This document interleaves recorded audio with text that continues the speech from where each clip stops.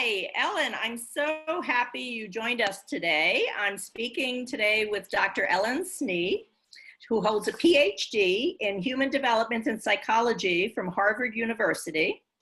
And she has an expertise in what she calls understanding your SOS, how yourself, others, and systems impact your career transition. So welcome, Ellen. Thank you. I'm delighted to be here and talk about transitions. Wonderful. Tell us a little bit about your transitions through life and what brought you to this time and place. Okay. Well, I've had more lives than any cat and more transitions than anyone I know, both personal, professional, geographical, you name it. And I have moved from academia to starting my own consulting business, to moving to the West Coast and going back to being a sole practitioner, and then being hired by a client to do their global development, global talent development. And 3 years ago, stepped back from that in order to return to the work I love, which is one-on-one with individuals. And interestingly enough, a lot of that work has actually been transitional coaching.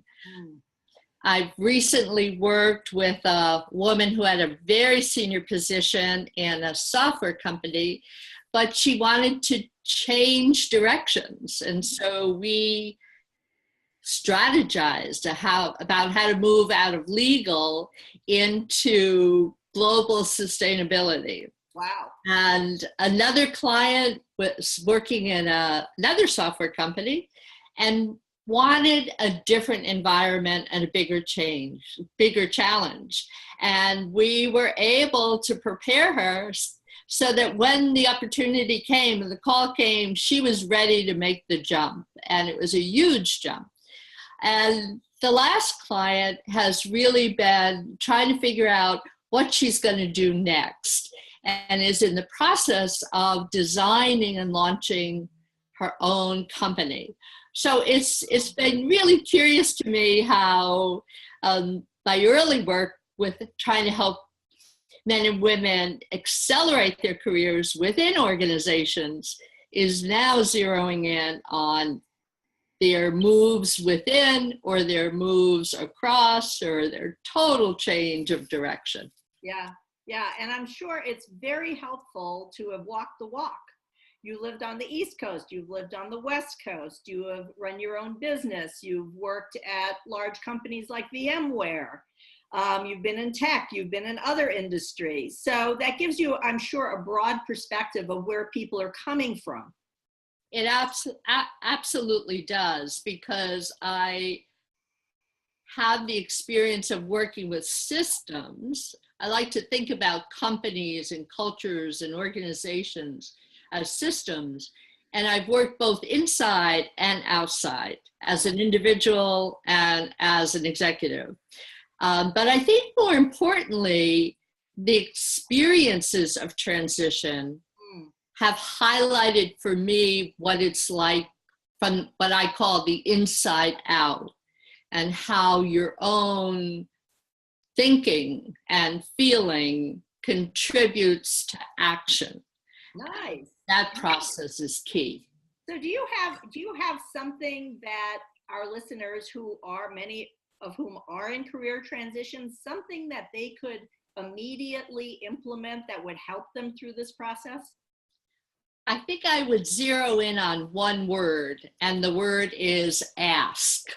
Ask, okay. And I've thought a lot about ask because my clients over the years have always said, you ask really good questions. Good. So as I'm in a transition of sorts myself, I've been focusing on what are the questions that I'm asking. Okay. And I think of it in three ways. I think, what do I ask myself? What do I ask myself each day about, one, what do I want to do? And how does that intersect with what I'm good at doing? Okay. The second is, who are the people who can help me? Nice. And that's really most of the people in my life and network. Yeah. But what I've learned over the years is an ask needs to be specific. Yes. We talk a lot about SMART goals. I like to think about SMART asks. Nice. So can you identify a single person, a single question, a thing that he or she could do for you, whether it's an introduction, a conversation, a resource, and when do you want that done by? Nice. Nice. You know, I love the fact that you've mentioned the need for being specific, and that often people in career transition cast a very wide net. They're accomplished people, they can do many, many things, but it's so difficult. If someone says to me they need a job, I don't really have a picture of what that is, but if you tell me specifically a function or a company or something to get you started, what I have found is that every individual knows 3 to 5 other people that can help anyone else. Absolutely, absolutely. But the challenge on that is asking yourself what it is you need. Yes. So another person can only be as helpful as you are clear on what you need. Absolutely. And it can be small. I like to think of it as putting together a puzzle. And you might start with the framework of the puzzle, but then you start looking at individual pieces. And as the pieces get put on, other things emerge. And so it's about starting small, but concrete. Yep, yep. And until you actually take some action, you haven't learned anything. Right. You really do have to get out there and ask some questions, speak with people, and then you gain clarity as to what really is a good fit for you. That's right. I think I learned this first when I was doing my dissertation, which is a long, lonely process. And what helped me the most was to schedule meals or coffee with friends who were not academics. And they would say, how is it going? And in the course of having to answer, how is it going? I would articulate where I was and how it was going. And I would leave that meal knowing something I didn't know before. And so the very conversation propelled the activity.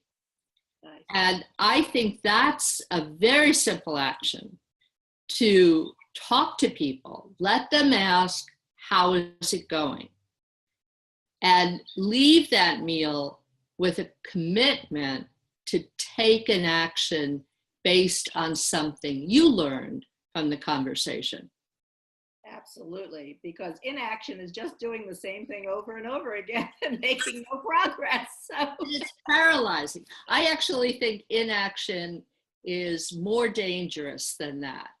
I think inaction generates fear, yes, depression, yes, insecurity, yes. Lack of self denigration.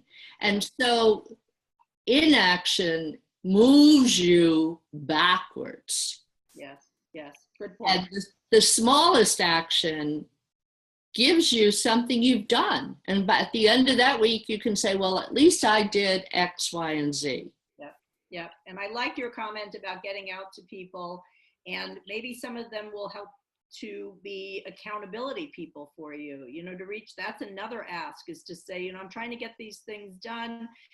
Can I check in with you next week about my progress, and maybe you'd have some insights to help me. Absolutely.